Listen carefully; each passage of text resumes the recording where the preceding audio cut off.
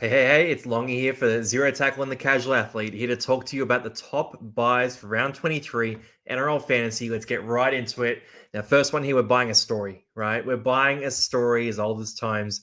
It's the Newcastle Knights making a big run home and scoring a bunch of points in the process. So last year, Newcastle went on a tear, got themselves into the finals race. This year, we're picking them to do the same thing. So Kellen Ponga this week, he's at a pretty good price, 648K. He's got the Tigers this week as well. And we saw Scotty Drinkwater tear them to shreds last week. So I'm looking at Ponga. I think he's a must-have option this week.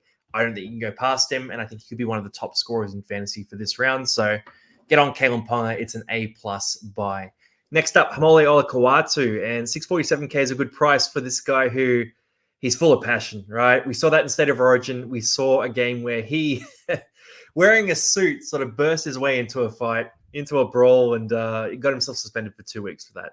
Now, Olakau'atu, I love this guy as a player. He is unstoppable, and Manly have a good run of fixtures for the run home too. So again, a team that's going to be making a run at the finals. Olakau'atu is going to be a big part of that. I think he's going to get a ton of ball, have a bunch of tackle breaks, score a bunch of tries in this run. And at that price, he's very attractive. He's a B-grade acquisition. Now, third up here, we got Paddy Carrigan. And unfortunately, with the sad news of Payne Haas being out for a decent chunk of time, so the rest of this year, and it sort of heads into next year as well. Really bad news for Payne Haas, really bad news for Brisbane. But for fantasy purely, it does mean that Paddy Carrigan probably grows into a bigger role. So he's a 56.8 average we can see here. That average is about a 52 when he plays with Haas, and it's like a 61 when he plays without Haas. So he'll grow into some bigger minutes. I'd say he'll play a bunch of minutes this week. But the Broncos are out of that finals race, and they do have a bye next week. So I'm not super hyped on Carrigan, but I do have to acknowledge him as a great buy for this week. Fourth up, obvious, Nathan Cleary. So 916K. We were talking about him at 800K a couple of weeks ago. So he has shot up in price, 67 average. It's going to keep going up as well. He is absolutely dominating. He has a matchup against Parramatta, who historically have locked him up decently, but this version of Parramatta is leaking a lot of points. So last week, they let Sean Johnson throw 3 try assists, and I would say that Cleary's in line for a similar performance.